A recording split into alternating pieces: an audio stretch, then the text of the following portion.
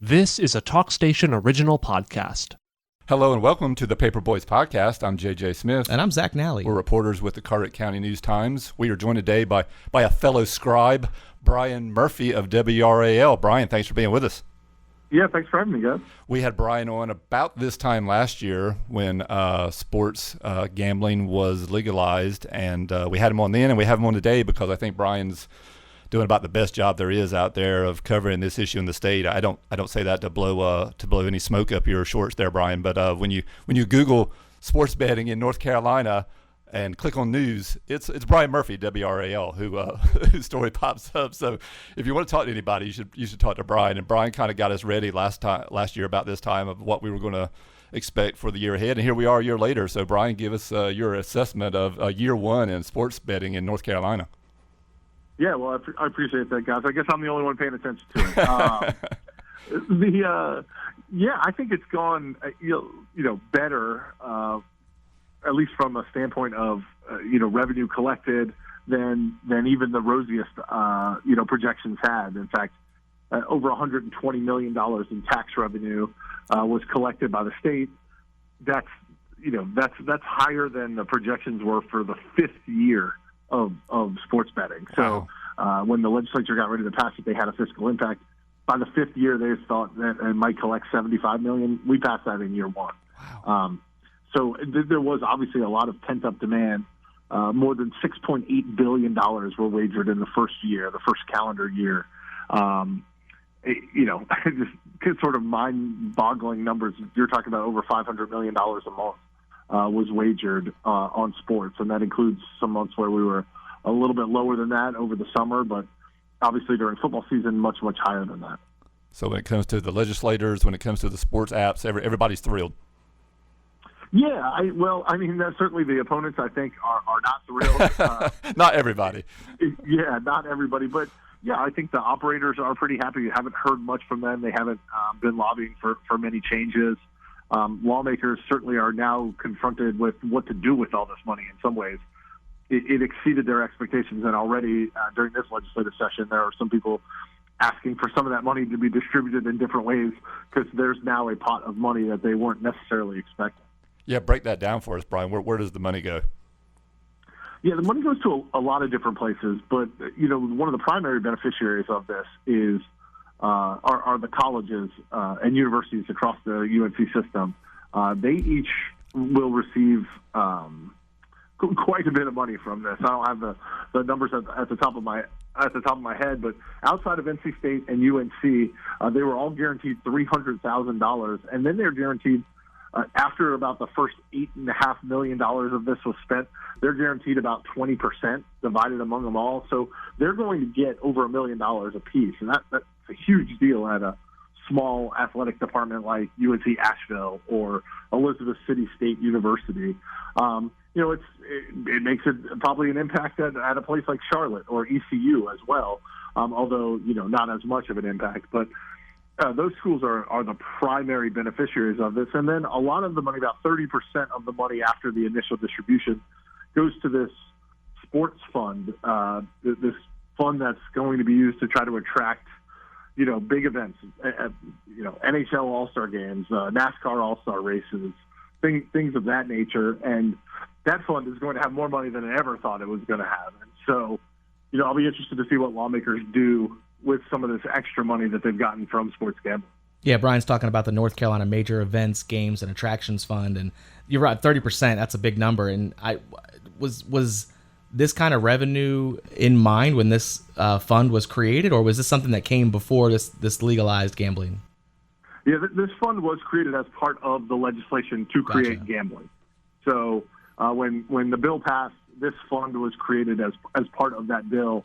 And I don't think they ever anticipated that it would get this much money this quickly. And so we may see that UNC, it's a much different world than it was when sports gambling was being debated and passed when it comes to college athletics. So we may see UNC and NC State, who now have to handle revenue sharing and things like that, may try to get their hands on some of this money. I think we may see those numbers shift. Maybe the major attractions fund doesn't need 30%. Maybe it can live with 10%, which would still be more money than it expected to get, and that would allow more money to be shifted to the general fund. I think, anytime there's money involved and lawmakers involved, there will be some discussions about what to do with it. But as far as from the gambling perspective, I think it's been quite a success. The next big thing I'm looking for is taxpayers, and tax day is coming up here pretty soon, are supposed to claim the winnings from sports gambling on their taxes. Even if you lost money, you're still supposed to claim the winnings on your taxes. You cannot write off your losses in North Carolina. Now, that's different than the federal level. I'll be interested to see how much people claim on their taxes. They've obviously been paid out billions of dollars over. I think it's over $6 billion in winnings have gone out. Now, overall, we've lost money on sports gambling as gamblers, or people in North Carolina have lost money gambling on sports in North Carolina. Of course. But they've also been paid out, over $6 billion in winnings that they're supposed to claim on their taxes.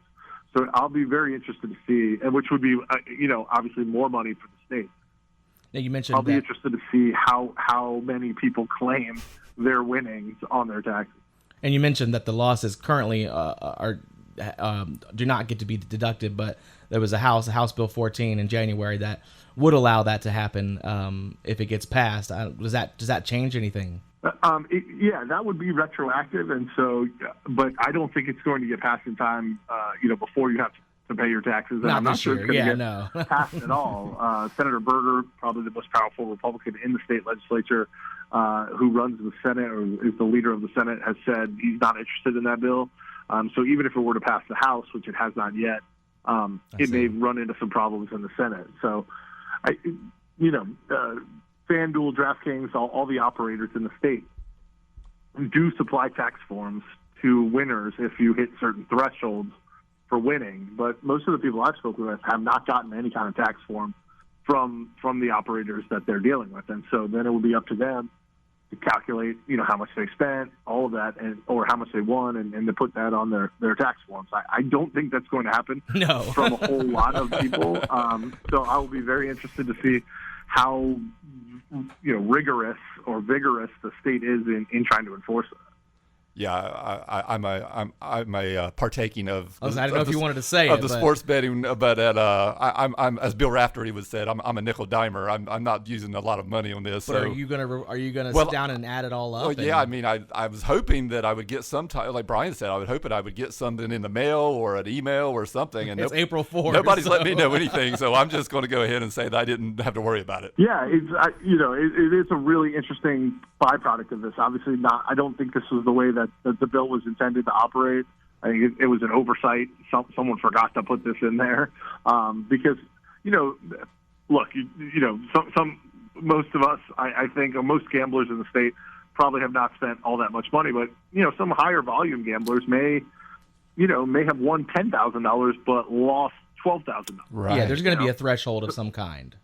Right, but so they have, in the end, they haven't spent all that much money or won that much money or lost that much money, but they're supposed to claim that $10,000 as winnings and pay their income tax on that, which 4.5% in North Carolina. So it will be interesting to see again, like I said, how many people do that. But I think we've fallen into this pattern, and this is unrelated to that, but we've fallen into a pattern where we over the course of a year we've seen the Super Bowl, March Madness. The numbers really go up, and in the summer they'll drop, and then in the fall they'll go back up again. And so I'm interested to see if that pattern continues next year as well. It's actually, I haven't really thought about this, but yeah, you've got this in this WRAL article here, that if you win $10,000, but then you happen to lose $12,000, you still owe $450 in state taxes. That does seem fair. It really feels like it should be up and down. I mean, because no matter what, the state is going to get its cut from the transaction. Right. But obviously, and if you registered to gamble on any of these sites, for the most part, you had to probably put in your social security number. Yeah. And which is basically a tax ID number, and you've had to put in your address and your driver's license. So at some point, prove that you're a person, and so the state no doubt has that information at some point if they choose to start enforcing this. I doubt they'll come after people who have wagered, in the four figures, but if you've been wagering in the six figures, that may be a problem. Wow.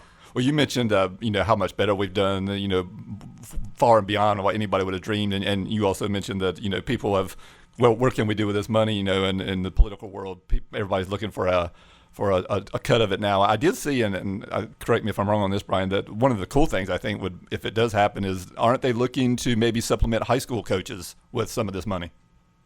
Yeah, that has been one of the proposals. Anytime there's a pot of money, everyone wants to see what they can do with it. There's been a proposal in the state legislature to use some of this money to supplement athletic departments at the high school level. I think that may run into some problems. Lawmakers tend to want the money to go to things that have more of a nexus. So the athletic departments at the college level have a little bit more of a nexus because you can wager on college athletics. That's it exactly. That there's people who fear that this type of gambling is going to spread its way to high school. And if we start involving coaching supplements here, that feels like a pretty easy transition at some point. Yeah, I mean, the problem, it seems unlikely that DraftKings, FanDuel, et cetera, would be able to set a market.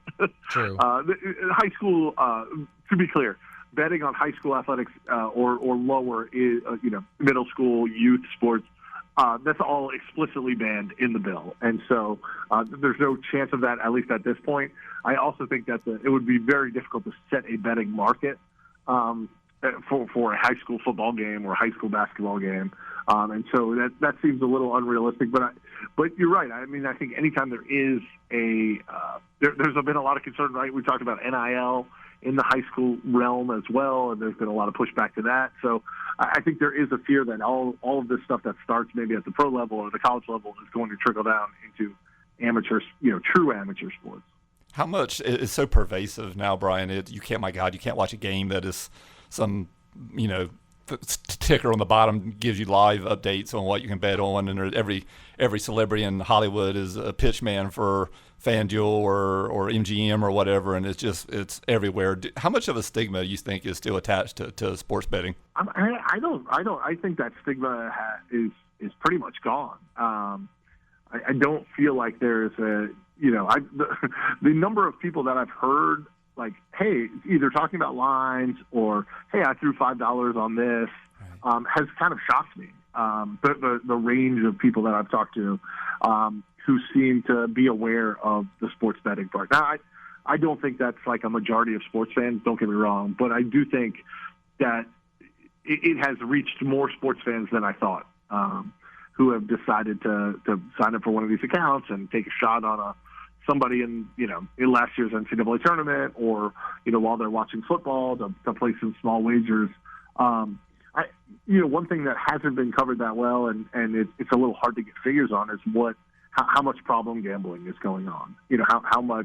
What the impact has been on problem gamblers, what it's been on specific groups, and typically young men, college age, tend to get have a lot of problems with it. So as it becomes more and more ingrained, I will be interested to see what the studies indicate as far as, how many people are calling problem gambling helplines. And I reported that at the beginning, but I think there's probably time to follow up on how much of a jump in problem gambling have we seen.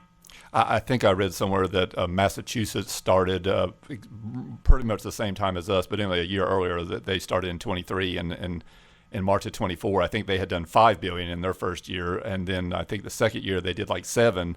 So we outmatched them year one in doing $6 billion. I guess is the assumption that this number is only going to continue to grow. Yeah, I mean, I think that's the assumption we're all working on. I mean, the FanDuels and the DraftKings, and I usually mention those two because they have the largest share nationwide. Okay. We do not have access. So there are 8 operators here in North Carolina. And unfortunately, the Lottery Commission does not give us a breakdown of how much is bet with each provider. Like, that's information that I would love to have. I'd love to know what the market share from DraftKings and FanDuel is compared to ESPN and MGM and Caesars.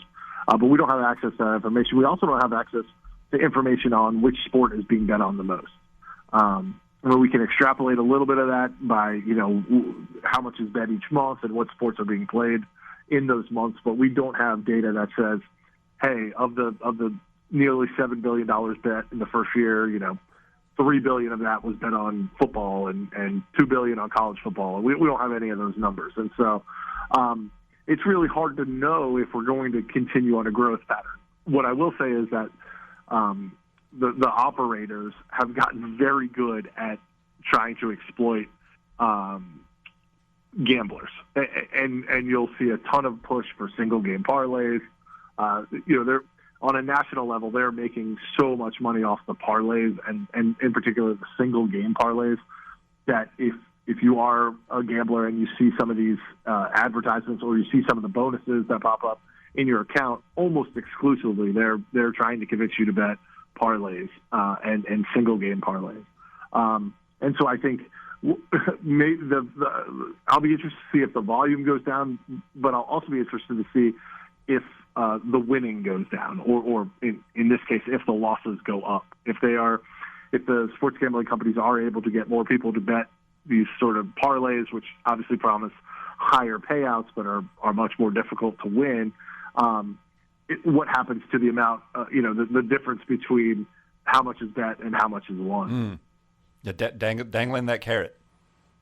Yeah. I mean, and before sports gambling launched, I often talked about, like, this is not a get-rich-quick scheme. It's not like winning the lottery. You typically have to bet $100 to win $100 in sports gambling, or bet $10 to win $10. Well, parlays have kind of changed that. You stack 3 or 4 bets together, or and certainly you've seen some on the internet where people have hit 15, leg parlays, which I would not advise to anyone to try. But that's where you get into these ginormous, very, very large payouts. And so in some ways, they have up the lottery aspect of it where, hey, for a small amount, if you get lucky and hit all these things, then you can win a large amount. And so I feel kind of bad because when it started, I talked about it's not like a lottery ticket, and in many ways it's moving toward being a lottery ticket, or at least that's some of the appeal that the operators have pushed out there. Especially with the odds, right? When some of these parlays. The higher the odds. Hey, look, I only have to put down $3 to win, $400,000, and it's like, yeah, but you probably have a better chance of winning the lottery than you do of hitting 10 straight bets. Exactly. I'm kind of intrigued by the number of what it'll look like in the next few years, because from as a layman, I look at that first year and I think, well, everybody's so excited, and that's why the number was so big, and all these sports apps did so much promotions that it can't get higher. But I guess I'm probably underestimating the marketing and the promotions that these apps will do in the following years and make that number just continue to rise. Yeah, I mean, that's one of the things I'll be really interested in, and March will be a little bit tougher because we only had half a month of March 24 to compare against March 25, and April may be tough because so many of those promos that you were talking about were still working their way through the system in April of 24. But, by May and June and July, I think we'll get a sense, is there going to be year-over-year growth, from 24 to 25? And I suspect there will be small growth. I don't know that we're going to have a huge leap. But, I mean, a couple things, right? The population's growing in North Carolina. 2, as you mentioned, sports gambling is becoming a little bit more ubiquitous. There's less of a stigma attached to it. So I do think in some ways that, that it will grow. The gambling operators have done a really good job with, their highest users. So, there'll be a lot of casuals, but, can you squeeze more out of the people who are gambling all the time? And so it will be interesting to see what that number does, how high it goes. I've heard no indication that there'll be any additional operators to come into the market. There may eventually be some horse racing added to it. Right now, you can't bet on horse racing, but the Lottery Commission is working on that. So, and there's also a massive bill that would rewrite some of the law as it pertains to horse racing. So, getting that year-over-year comparison for the next couple months will be really interesting. The month-by-month breakdown is interesting too. You've got it broken down on one of your stories that you can find at WRAL.com. Is how we started out the gates just 650 million last March. We went about 650 in April, and man, the summer it drops down to about half of that, and then football rolls around and it goes back up again. So basketball and football seem to be the drivers of it. Yeah, and then the March and the April numbers were really inflated by all those promotions Sure. that they were offering all over the place, and obviously NC State had a huge run in the men's tournament, Right. which probably played a little bit of a role as well. But yeah, the summer months. The summer months fell into the 300 million to 400 million area, which I can't tell if that's good or bad. It's obviously a big drop from where we were in March and April, and a big drop from where we would eventually be during the football season. But still, at a time when you could really only bet on baseball and golf, Sure, and maybe some NASCAR, to still have $400 million bet seems like a lot. So it'll be interesting as the years go on if we see. I imagine that we'll see a very similar pattern of month by month, and as the years play on. There's all these breakdowns of states and what states do allow college betting, what ones don't, and how they allow. And there are states that you can bet on college sports, or you can bet on player props in college sports. There are ones that don't allow betting on college sports or player props on those college sports. There are ones that do allow it, but not with teams within your state. And North Carolina is just like a free-for-all, right? You can bet on all the college sports. You can bet on all the college sports in your state, and you can bet on all the player props in your state. I think if there's one thing left, maybe stigma-wise, that gives maybe people the ick is betting on whether an 18-year-old freshman at Carolina can grab 5 rebounds in a game. Do you think the player prop thing in college will ever go away, or is it here to stay now that we've opened up that box? Yeah, this was one of the debates, not necessarily the player prop debate, but whether or not we should exempt, the local colleges. So in North Carolina, you wouldn't be able to bet on NC State or UNC or Duke from the bill, and there were some proposals to do that. Obviously, it didn't pass. The bill was as it is, and we've heard some of the horror stories. Armando Bacot, I know, talked about getting harassed by some who because he even though Carolina won, he didn't grab enough rebounds. And I think we're going to continue. That's what some of the scandals that we've seen in sports betting have been about. Less about throwing games and more about an individual statistic. Right. Because it's something that can be easily manipulated. If you're supposed to grab 6 rebounds and you grab 5, and then all of a sudden you twist your ankle, who's really to say? Did you really hurt your ankle? Could you have gone back in? Whatever. And so I don't think North Carolina is going to ban those kind of player props, but I do think that those will be the most problematic part of sports gambling, and not just at the college level, but at the pro level as well, that these player props, which have become increasingly popular, I think we're going to find that those are the ones that end up generating headlines about whether or not, a player did something nefarious. And, and also from the fan perspective, those are the ones that are going to generate a lot of vitriol from fans leaving messages on social media and other places saying, hey, why didn't you get 7 assists today? So I do feel like those are the most problematic, but I think they're also become so popular that the sports betting operators will fight very hard against getting rid of any of that stuff. I think there's only 11 states left that don't do it, and if you look at that list, some of them you're like, yeah, of course, it's some deep South Bible Belt, it's Alabama, it's Georgia, Oklahoma, South Carolina, Utah makes sense, but man, 2 of the states on this list are kind of mind blowing to me. Texas and California, 2 of the biggest states in the country. Did that surprise you, Bryan, that they're not doing it yet? Yeah, I've followed this, really closely, the expansion, and there are states that are moving. Georgia, I think, is moving in that direction. Florida is moving in that direction. Some of it has to do with, and Florida and California, I think, are 2 really good examples, has to do with tribal interest. Not that there's not an interest in having sports betting, okay, but the tribes in those states are very powerful and have been able to thwart the progress so far because they have casinos in those states. And so some of it is political, some of it is religious, as you mentioned with some of those states. I think Idaho and Utah will never get sports gambling. South Carolina may never get it, but I think all the other states, California, there has been some movement now in creating an agreement with some of the tribes about how to do this. Florida, there was a lawsuit involving one of the tribes about how to do this. Texas has been in the news a lot because the Adelson family, which owns a lot of casinos in Las Vegas, bought the Dallas Mavericks. And part of the reason they bought the Mavericks was to get a big gambling center, around their arena. And they have not had success at the moment getting that done. So I think, as we saw in North Carolina, a lot of this is local politics. There are some national pressures for sure, and there are some financial pressures for sure, but there's a lot of local issues in every single one of these states that have to be dealt with when you're trying to pass something like this.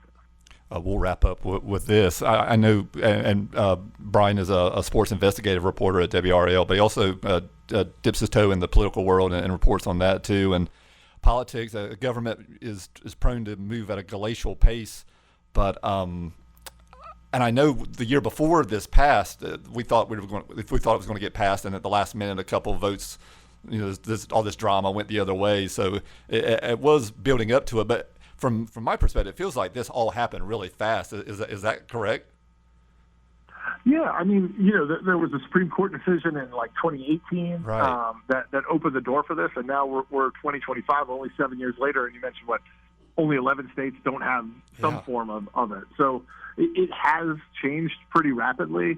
On the other hand, it's been at least from the operator's perspective, a state-by-state fight to get this done. They've spent a lot of money to have to do this state-by-state. We saw in North Carolina, they thought they had it done, and it didn't happen, and they had to wait a whole other year. Some states, they have to wait 2 years because of the way their legislatures work. But I think on the other hand, so in some ways it's happened slowly, but to your point, I think if you look at it from a little further up view, it has happened very quickly. I mean, if you had said in 2015 that within a decade you'll be able to bet on sports on your phone in the vast majority of the country, I think people would have looked at you like you're kind of crazy. What are you talking about? Right. You have to go to Vegas to do that. No, within the decade you'd be able to do it in most states, and I would imagine by 2030.